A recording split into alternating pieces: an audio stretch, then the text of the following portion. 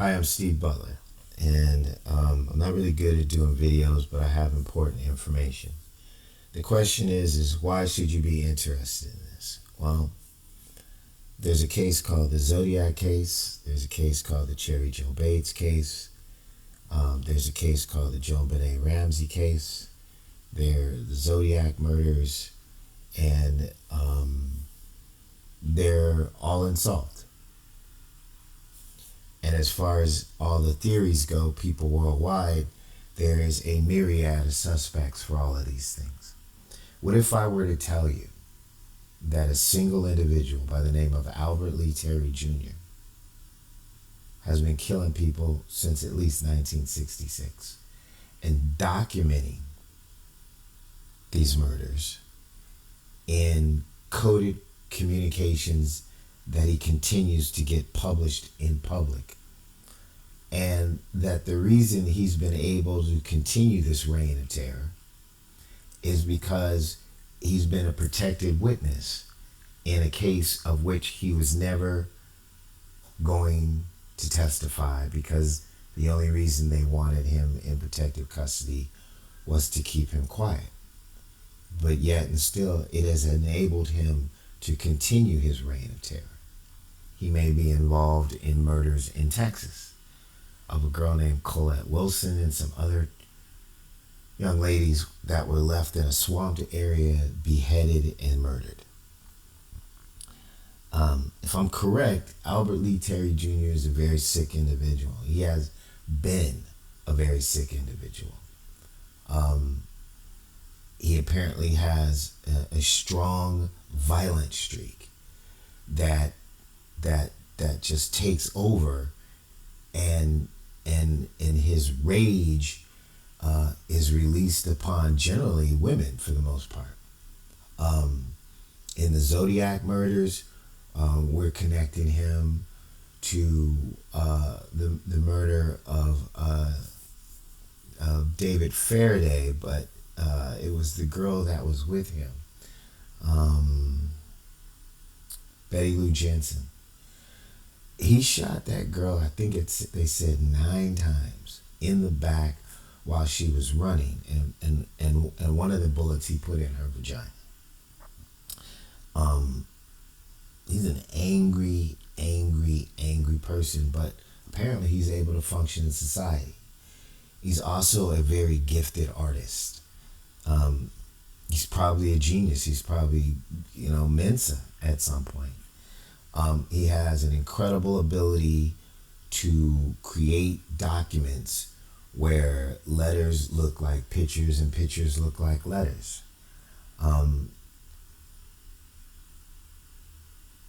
Why anybody thinks that this person being free is a good idea, I have no idea. So in my investigation of all this, as I became more aware of this individual and that he was alive, even though he faked his death in 1971 to apparently go into the witness program because of complications with the Zodiac case, I began to see his work in other cases and realized that he had continued until we finally got to the JonBenet Ramsey case, where the ransom letter is a complete instructional document for the murder of a 6-year-old child and the framing of her mother for that murder, for the intention of extorting people that he used to work with in the Zodiac that he's still obsessed with. It is one of the strangest, craziest, most amazingly weird and deadly reigns of terror that has ever walked the planet Earth in an American society. And it is still unknown to the general public. So my job here today is to try to show you exactly how crazy this person is, show the coding cryptology that shows that this is this young man and his psychopathy, and to hopefully wake you up to the fact that even at his advanced age, right, this man is still online spreading lies, and enjoying the fruits of his deadly labor as people sit there and try to guess who he is while he's actually directing them in this pursuit. However, when they get close to finding the truth, he sends them in the other direction. It is got to be the craziest, most narcissistic, insane pattern of a psychopathic serial killer that I have ever witnessed. Not it personally, right, on TV or in any realistic sense of people that we've ever heard about, right? There have been people who've killed more.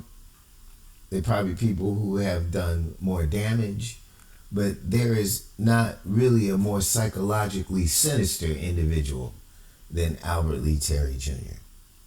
And when I say that, that's because it seems like you have a petulant child that was inside of a violent human being that has been advertising these murders for years, and somehow he's able to manipulate the system and the people around him to think that he's worth protecting, even though his crimes are hideous and that they are directed at the most vulnerable in our society, women and children.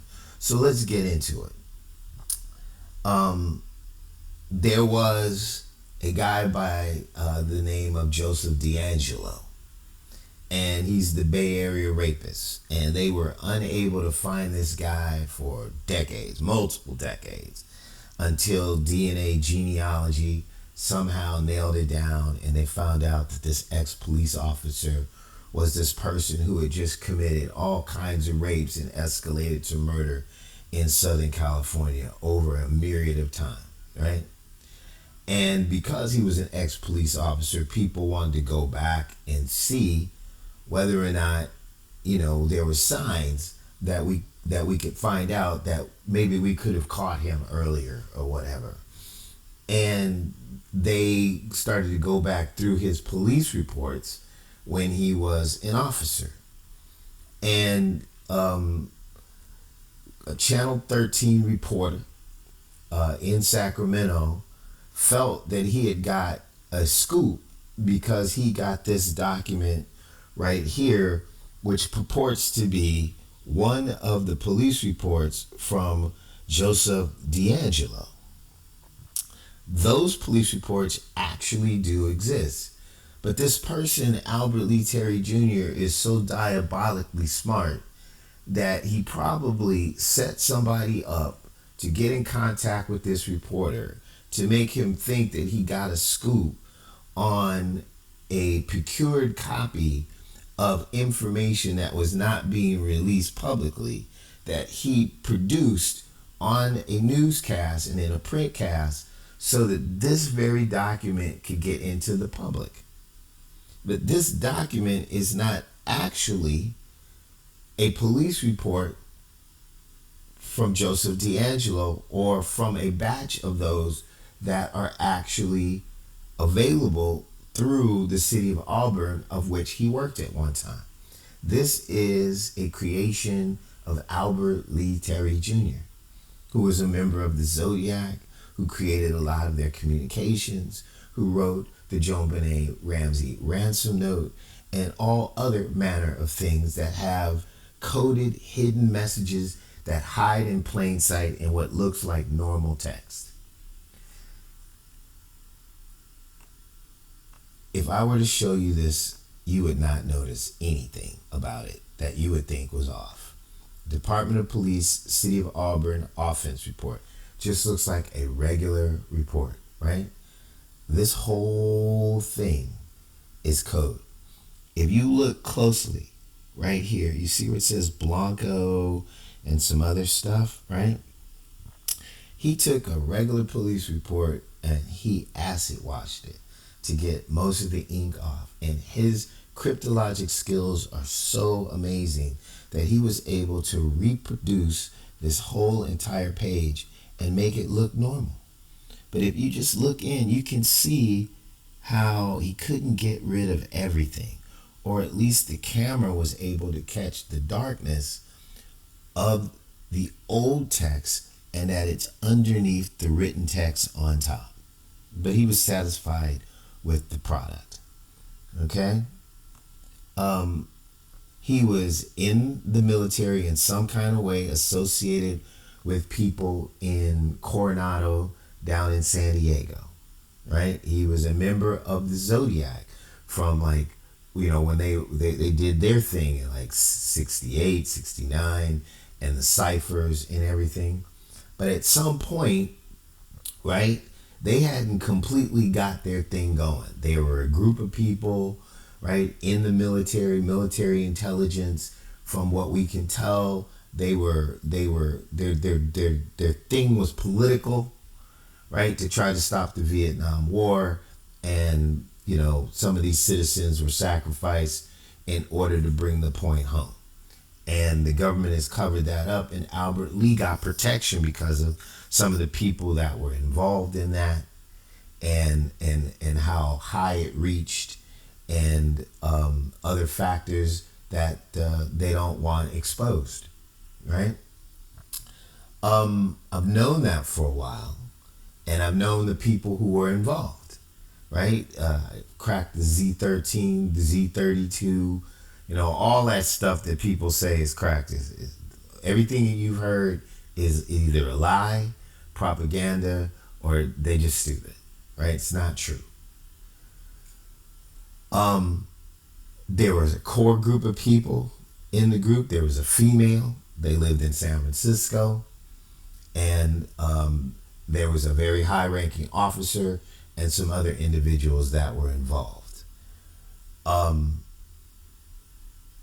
Somehow, this guy, Albert Lee's talent was needed to do the plan that they cared to do, which was to create these documents that hid information in plain sight so that they could extort a member of the Joint Chiefs of Staff to get him to reallocate resources in Vietnam in an effort to what they believe was to save hundreds of thousands of lives by force, because the administration would not listen to reason. It was an extreme thing. And I guess the only person, and he does it well, that knows how to do it, was this guy, Albert Lee. And I guess along with that package came this crazy maniac, psychopathic serial killer who has an inferiority complex, almost like a petulant child that needed to feel reassured all the time that he's not actually crazy, that he's rational, right? So the D'Angelo thing is recent, right? So this document is not that old that he created. Although he's about to talk about something that happened not in 1976, but in 1966. And he's saying 10/9/76. It's not true. This document is about the day that Cheri Jo Bates was murdered in Riverside, California. A co-ed who had went to the library, left her dad a note on the refrigerator.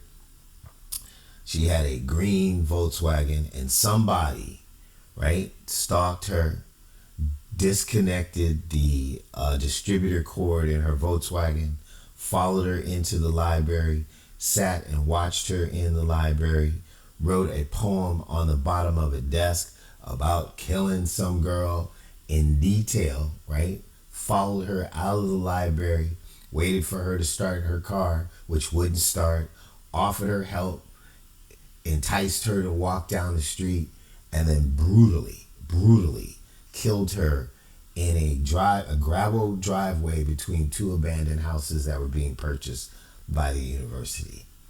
He beat her up. He slit her throat. He stabbed her multiple times, once in the breast.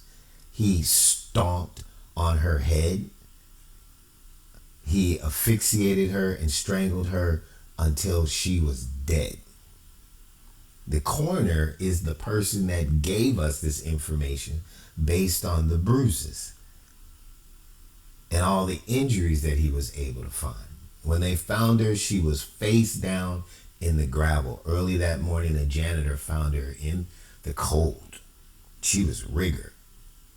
There is embedded images that Albert has created that makes me believe he literally took a picture of her when she was dead with the anguish on her face before he left, then turned her over and left.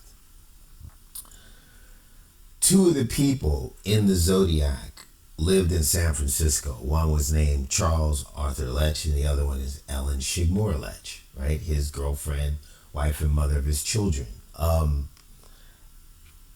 In 1966, I'm not sure what the relationship was at that point. I think Zodiac was forming, right? And there was those two. There were people at NAS Alameda, Mar Island, Hunters Point, and definitely down in Coronado that were in this group of people. It was the 60s. It's Vietnam. There's this internal group that is fighting against prejudice. They're fighting against the war. They're doing whatever they thought they needed to do. So somehow between Charlie, Ellen, and Albert, there was a relationship. I believe it was sexual. He's definitely was fixated on Ellen. And she turned out, after all this, to be a teacher for 60 years in tolerance. She turned her life around and tried to do the right thing. This guy just kept killing. So for some reason, after reading this, it seems that Cheri Jo Bates's murder was not actually a part of the Zodiac killings themselves, right? It was just Albert, who was a Zodiac. And that's what the connection is because the letters and notes that he sent after the murder looked and were created by the guy who created the Zodiac stuff. But it was the same people at that time. However, the group was forming. There were people in country in Vietnam that died January 17, 1967 in a helicopter crash that was suspicious. Like 5 people died, of which at least probably 4 were Zodiac, maybe 5 were Zodiac. Not exactly sure. And one of them was by a guy by the name of Frank Krebs. Young kid, just started his tour in like July of 66 and died in January of 67. Apparently, Albert knew this young kid because online in a memorial to Frank J. Krebs, right? Albert Lee substituted his picture for Frank's, and then there's 2 pictures of Frank, and then Albert put one of his embedded coded image photography pictures within this memorial. Again, with another hidden message in the metadata, right? That purportedly, for me, what I could tell, looked like him sending out a telephone number to get in contact with a person he's been obsessed with forever, Ellen D. Shigmore Letch. This female of the Zodiac who was actually caught on camera one day in South San Francisco on a day that the Zodiac was to turn himself in to Melvin Belli. I think that was the name of the guy, yeah.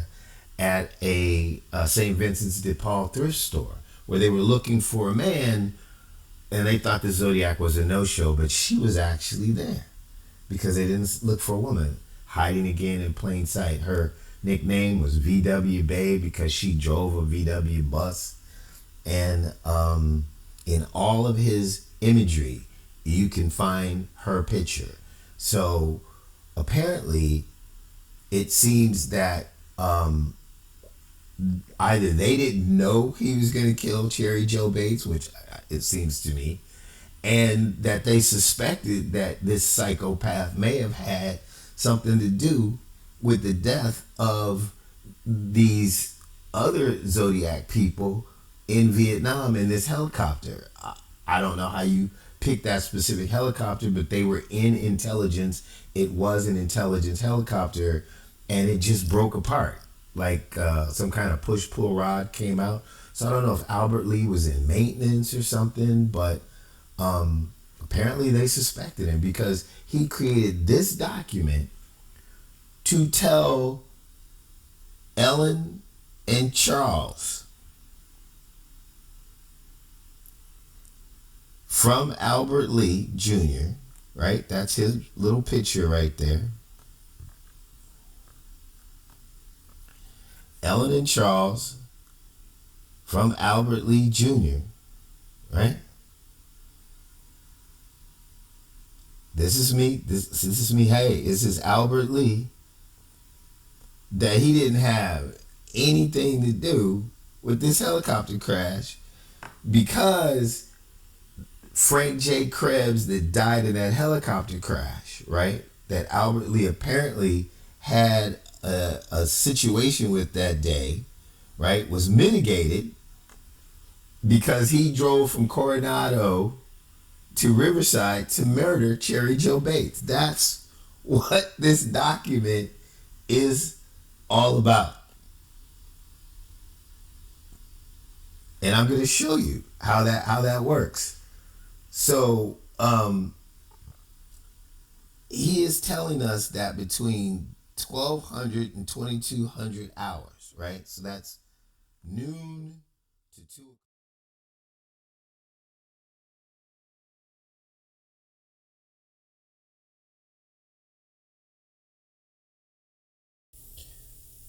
All right, so I'm going to do my best to take you through this document and see if you care about why and what happened on the day that Cheri Jo Bates was murdered.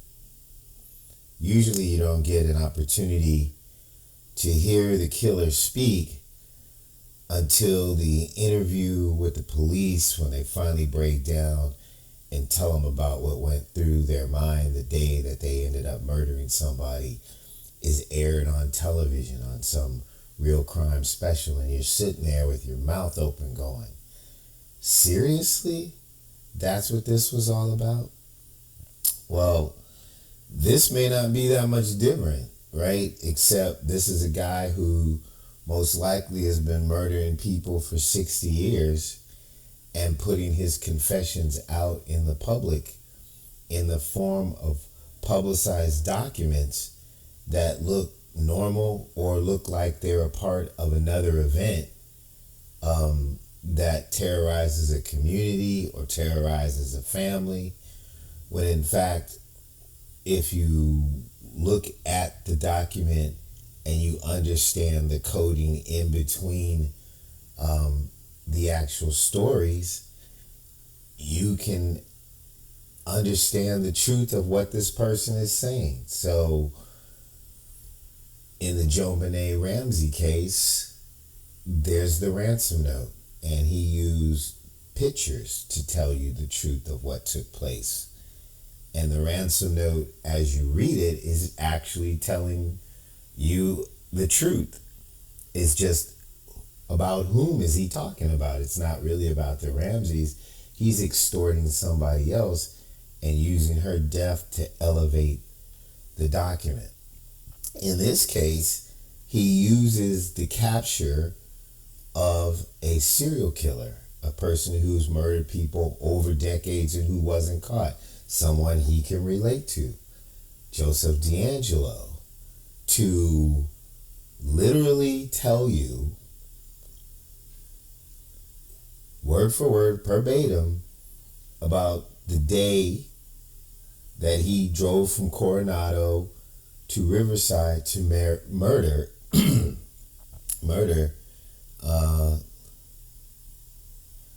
this young lady right here. And this is the document of which we speak. So let's get into it. So it's this fake piece of paper that's supposed to be a police report. And I told you that he this date 76 is really 66, but 10/9/76 is a Saturday. And the day that Cheri Jo Bates was murdered was a Saturday. So he's trying to, in this fake police report, tell you what happened on that Saturday between noon, 1200, and 2200. That's noon of Saturday to 2 o'clock that day. She was murdered later on that evening, somewhere between 10 and 11 or 9. It was some like daylight savings time, so people are kind of confused, but later in that evening is when she was murdered. And again, she was left in a gravel pit, right, face down. And let me see if I can show you that real quick. So this is where she was left, right here. This is where she died, near the Riverside campus, as she was led out of the library, where she was stabbed and strangled and beaten, and her head was stomped on. He left behind a watch, which might have some DNA to it. So that's what happened. So this little marking right there, see that little marking right there? That's this alleyway. That's how he codes. That's how his documents work. It's a picture and a letter, or a letter that's a picture, and a story that's the truth, but about in another context. So he's pretty slick, right? And this little thing right here is the boomerangers. And so this is his path from Coronado, which he was apparently based at in the Navy, and the boomerangers are a squadron down there that he must have been associated with. So he was saying, I was down in San Diego at the squadron, and between 12 and 2 o'clock, whatever happened is why I went up there to kill this girl in Riverside. And this was my path from where the boomerangers were to Riverside. So I'll show you. So VS Squadron 35, known as the Boomerangers. The Boomerangers were a United States Navy squadron. They were established in Los Alamitos in 1961. But in 1962, the squadron was relocated to NES, North Island, California, and deployed for the first time as part of a carrier anti-submarine air group 57 on board of the USS Hornet, and again in 1963. And they were decommissioned in 1973. So he's down in San Diego at NAS North Island.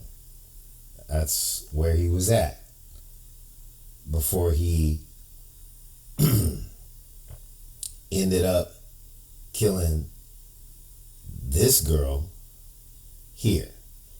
And in this document, he's going to tell us what happened between 12 and 2 o'clock that got him there on that Saturday to murder that girl, as a fake police report from Joseph D'Angelo that he constructed, right, from another document of which he acid washed, and then used his amazing skills to make it look as official as possible, and then somehow got a person, right, to scam a reporter to believe that he had gotten a scoop that put this on Channel 13 in Sacramento, so that hopefully, or through some other subversive methods, would get his old friends in the Zodiac that he's trying to explain this day to, you know. D'Angelo was recent, right? So 50, 60 years later, that he wasn't responsible, right, for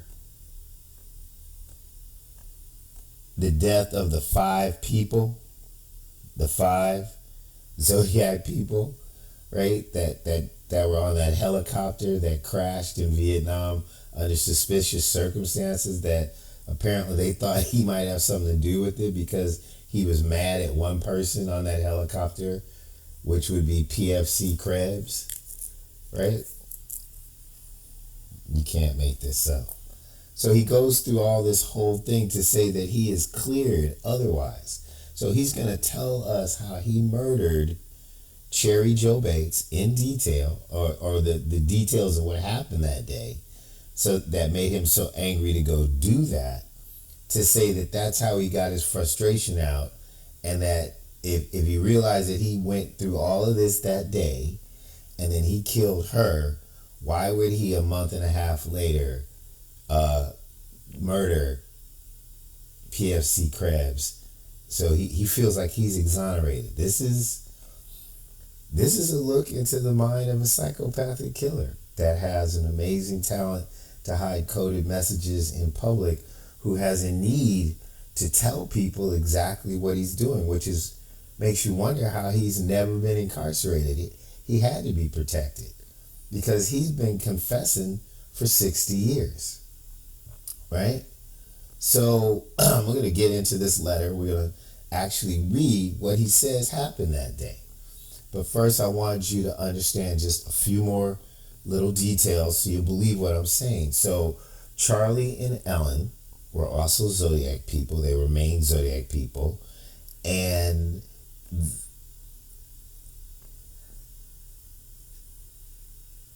this is who he's trying to talk to. So you see right here, he's saying, hello, this is Albert, Charlie, and Ellen. This is Albert. And I'm also telling folks down the boomerangers, right? I don't know what that is, right? And this is what happened that Saturday. So all of his friends that understand this code, this is who this is directed to, but especially Charlie and Ellen, as a fake City of Auburn Department Police report from Joseph D'Angelo, another serial killer. And you really know that this is about Cheri Jo Bates and the Zodiac, because see this little squiggly sign right there? And as you come down here, here's the Zodiac sign, and there's the squiggly sign, the Zodiac sign. There's Charlie and Ellen again. That's Albert doing cartwheels. That's Albert Lee's A. And this could also be Junior, but I think it's the boomerang, because it looks like a boomerang to me. But then again, that is a person that's sitting down looking like he's kind of sad now that I look at it, right? So you might be saying, this is Albert Lee Jr., and I apologize, right? This is what happened. So here it is, Charlie and Ellen. This is Albert Jr., and I apologize, right? And then gives you like the little Zodiac sign from the Cheri Jo Bates murder. You know what? I think that's probably more like it, because I couldn't tell what it was up there, but you're right. He's sitting there. Yeah, he's like, this is Albert Jr. to Charlie and Ellen. And so now I'm going to show you that little squiggly stuff. So if you look right here, I have it marked. This is the Bates must had to die letters that were sent to the police, the press, and I think her father. So there's the little squiggly thing, and there's the Z. There were 3 different versions, right? And this coloring is because he's embedded some image on this paper that he's colored, right? Because he turned it into photographic paper by putting it in a salt solution. That's what he did with a photograph of Krebs. That's why it's colored, is because if you put that into a negative light, if you take a picture of it, the dark becomes light and the light becomes dark, you'll see an impression of another image on the paper. So he's showing you all of his little tricks. So this is definitely about Cheri Jo Bates, and it's using Albert's little tricks to show you that this police report is really a coded message. I hope you get that. So there's the Z, there's the squiggly line, there's Albert sitting there like a little petulant child, go, man, I'm really sorry what went down. And he might be the Boomerangers, but he's just saying, I'm sorry. This is Albert to Charlie and Ellen and the Boomerangers. You know, this is what happened. You're gonna get the report from the Auburn City police report about what happened. Now I know people are like, well, who's Charlie and Ellen? They were the part of the main Zodiac, right? So I'll give you that real quick before we get in to the rest of it. So we'll get rid of the Boomerangers. So Ellen is the female in the Zodiac. Her name was Ellen D. Shigmore-Letch. As far as I can tell, she was Charlie's girlfriend, his wife. But she's the woman that Albert's been obsessed with and still obsessed with, even to this very day. He didn't get the girl, right? But they were all sexually involved with each other. It's the 60s, so it was kind of wild. And her nickname was VWB, which is in the Z408. And I think that stood for Volkswagen Bus and Volkswagen Babe, because she drove a Volkswagen. So we actually have her on video. Nobody knows it, right? There was a day that the Zodiac was supposed to turn himself in to Melvin Belli, and a television personality at a St. Vincent's de Paul thrift shop in South San Francisco, and they thought Zodiac never showed up. She was there. Again, how Zodiac does their thing. They hide in plain sight. And I'm going to show it to you real quick. I'm going to show you her, right? So I'm playing this video, right? Let me turn off the sound. That's her right there. The chick in the mustard coat, that's her right there. That's her. Okay? So that's Melvin Belli. They don't think the Zodiac showed up, and she walks right out of the thrift store. That's the chick that's in that image earlier in the video, looking at that etching of Albert, right? That was actually embedded in a Zodiac document. That's a Zodiac member on film. That's her. See the hair and everything? That's your girl. So these guys are waiting for the Zodiac, looking for a man. Have no idea that it's a group and that there's a female member, and there she is. That's your girl. Isn't that crazy? Right? I'll show you Charlie. Everybody knows who Charlie is. They just don't know that they know who Charlie is. And this is Charlie. So the Z13, the answer to this is Charlie. It's Asians in Vietnam, known moniker. And in the Vietnam War, which they called Nam, the Viet Cong, VC, were talked about on the radio as Victor Charlie. And the American soldiers shortened it to just Charlie. They didn't know who the Viet Cong were, because it could be anybody. That were just the resistance against the Americans, right? So it wasn't just the North against the South. Some people in the South sympathized. So they just called them the Viet Cong, and eventually, since they couldn't differentiate them, they just said Charlie. Whoever is against us in this country that's Asian is Charlie. And so the answer to the Z13 is known moniker of Asians in Nam is Charlie. And then the misspelled words say I use or CK, which is Chuck. And we found out who that guy was. So that's Charlie. That's the person of interest photo at Lake Berryessa. And this is his high school photos.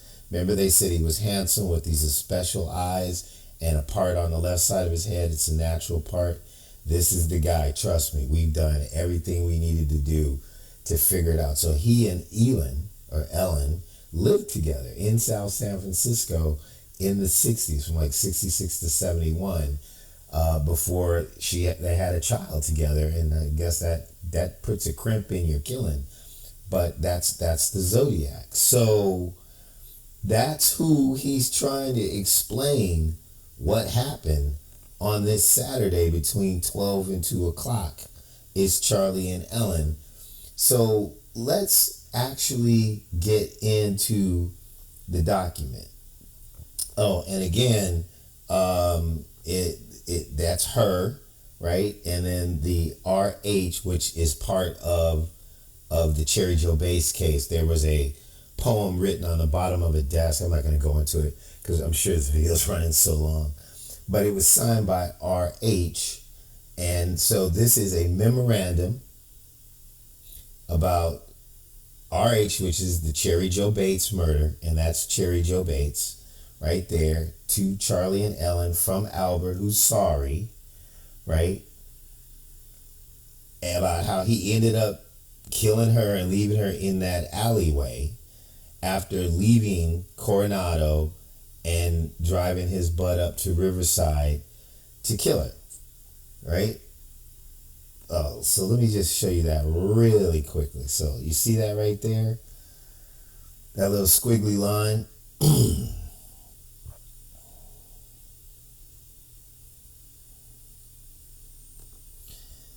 That little squiggly line is this line that goes from, I turned it upside down. So this is San Diego right here, North Island Station in Coronado, so that it would look like the squiggly line.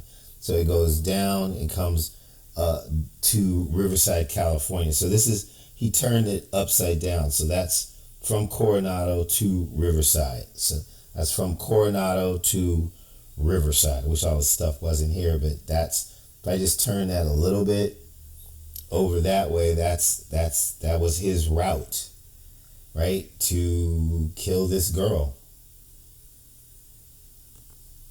That's how he codes. Let me see if I can get a better picture of it. So here's North Island, right, and that's the route. So that's that squiggly line. I believe it's upside down on the document, but he's saying between 12 and 2 o'clock, here are the events that made me so upset that I got on the freeway and drove 2 hours to Riverside to either sit outside her house or sit outside the library. He either killed a girl he knew or some random person, and this is why. All right, so in the report, right, this is supposed to be an incident report that comes from somebody named Barbara Phelps. So we don't know if Barbara Phelps is actually a female or if Barbara Phelps is a man. As you can see, there's something right there, and to me, that looks like possibly a heart, right? Maybe with some kind of thing on the top, but there's some kind of love interest here. I'm not exactly sure what's going on, but there's a problem there. Okay, so that is what it is, right? So number 2, then there's Mark Edward Bentley. Mark Edward Bentley is Albert Lee.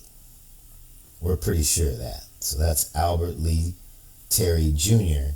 And then Kathy C. Burton is Krebs. That's why he's got the K and the B, right? So this is PFC, Private First Class, Krebs, as Kathy Burton. So this is an event that took place between the three of them, and I'm going to read it. And this happened between mid-noon and 2 o'clock on a Saturday down at NAS North Island, right? Down it was upside down. So down at NAS North Island before he drove to Riverside to leave that girl face down in the gravel dead, with her face pretty much broken up, strangled, her throat slashed, stabbed, beat up, and her head stomped. Here we go. At the above time and date, responding officer. So we don't know if the responding officer was a police officer in San Diego, Coronado area, or a military officer, but there was a responding officer. So this is true.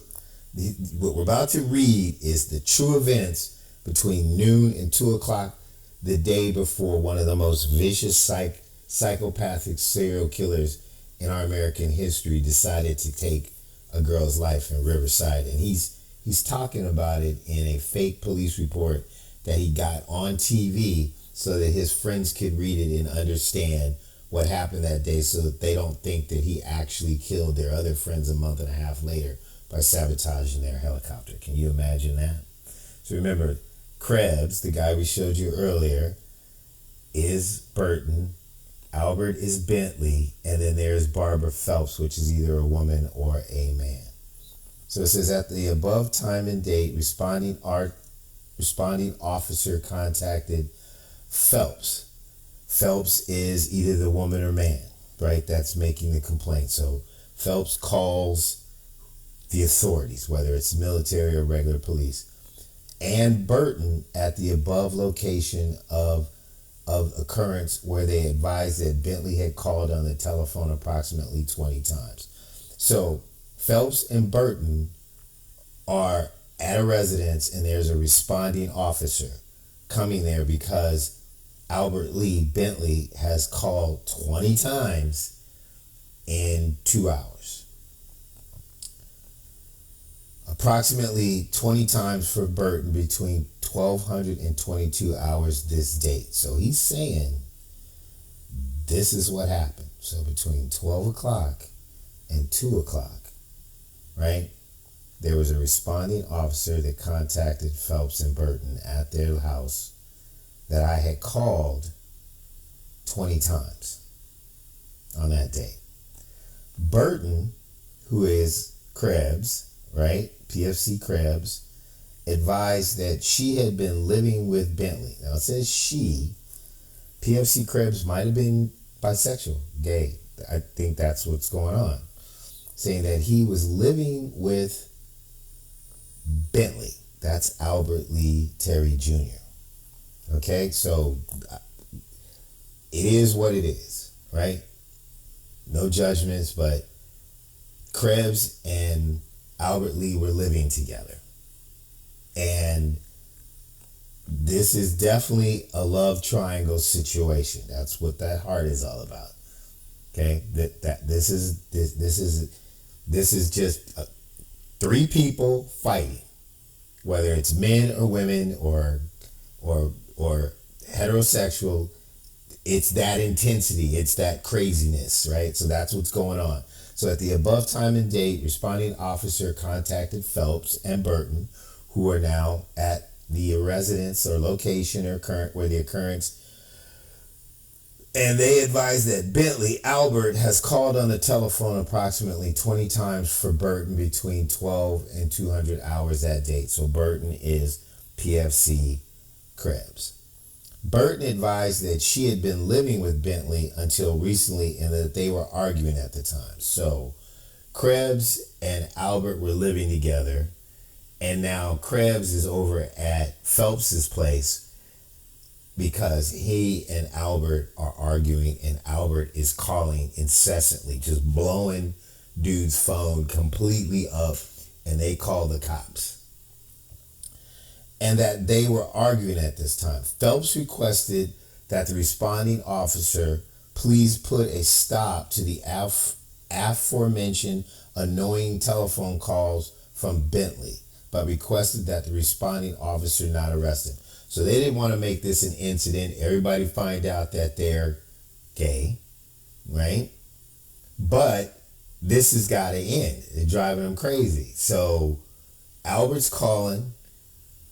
Krebs is over at Phelps's place, and there's a police officer or a military officer that's saying, look, we don't want to blemish the dude's record. We don't want this to blow up and become something on the base, but you got to get this guy to stop, right? So the responding officer called Albert, and then if you look at the document, look, that's Albert. So the responding officer called me, Albert, same deal that he's got going up here. It's me.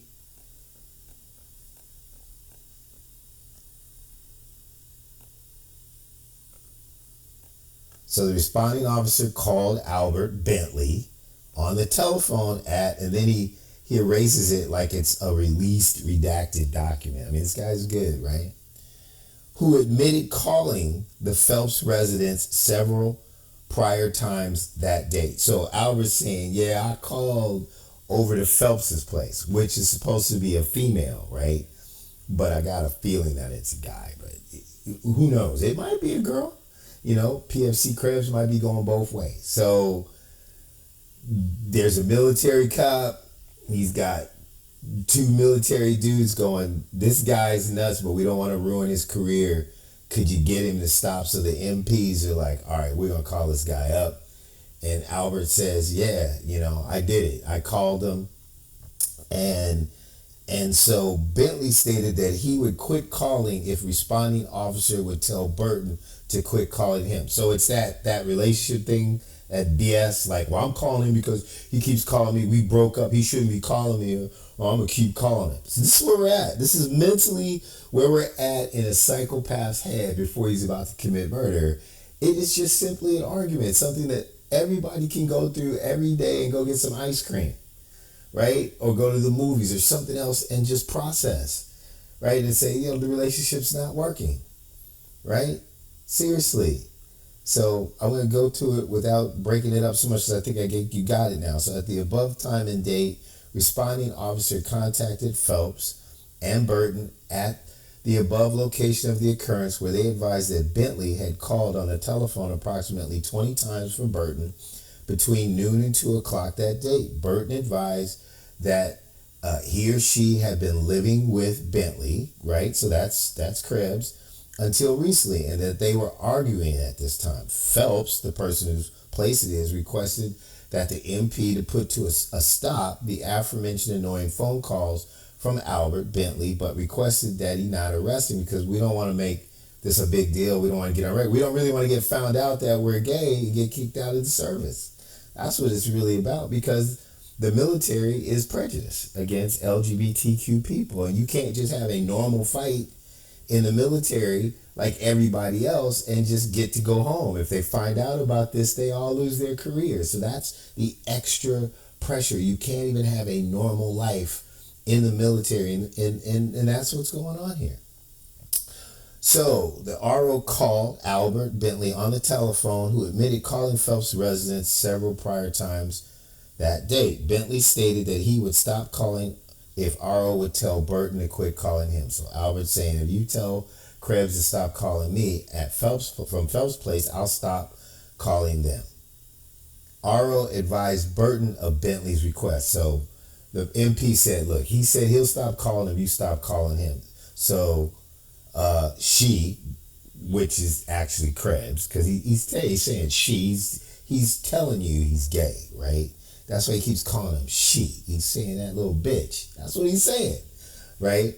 Advised that she would not call Bentley, call me, right? So he's pissed. 60 years later, he's still, yapping about dude and calling him the B word and she and all this stuff.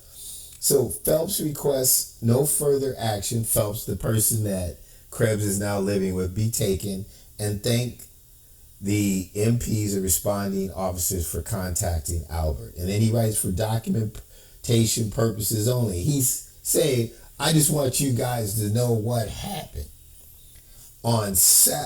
cleared otherwise of the 5 deaths a month and a half later that claimed she or PFC Krebs' life, and 8 other people, 5 of which were Zodiacs, right? In a suspicious helicopter crash. Like, I don't know if Albert was in maintenance, but no one can figure out why this rod came out and the helicopter just tore into pieces, right? He's writing about that. He's almost admitting, right, that he may have had something to do with it, but I didn't do it because I went and I killed Cheri Joe Bates that day and got it out of my system. And then he signs it with Albert Lee's signature right there, faking the D'Angelo thing, and then puts the 5. And then the 5 down here. Talk about the 5 Zodiac people. As if I mourn them too. So I don't know if he killed him or not, but he definitely killed Cheri Joe Bates. And he drove from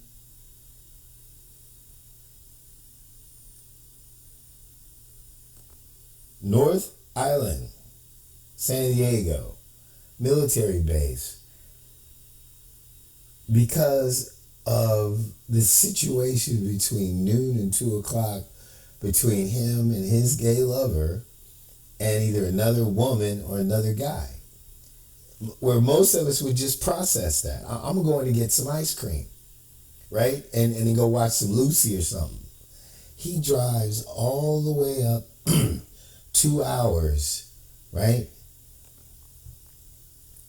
He's explaining all this in this letter, this fake police report of another serial killer, right? D'Angelo, who was a cop, who was the Bay Area rapist that started murdering people in California for decades, that was finally caught by DNA, right? Referencing a murder an accident in January 17, 1967, right? Of a murder that occurred in October of 1966 as the reason why he's cleared of this, because he was mad that day and he got it out by I'm almost done. It was crazy. By by leaving Coronado and going to Riverside and leaving that girl dead in the gravel pit. Her. Here.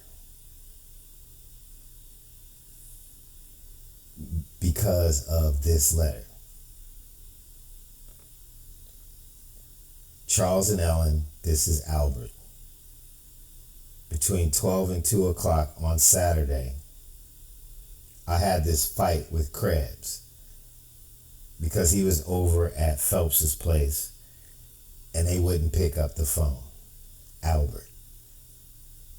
That's why there was a Riverside homicide of Cheri Joe Bates.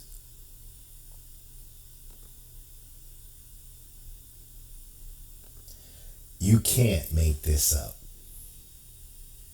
You just can't make it up.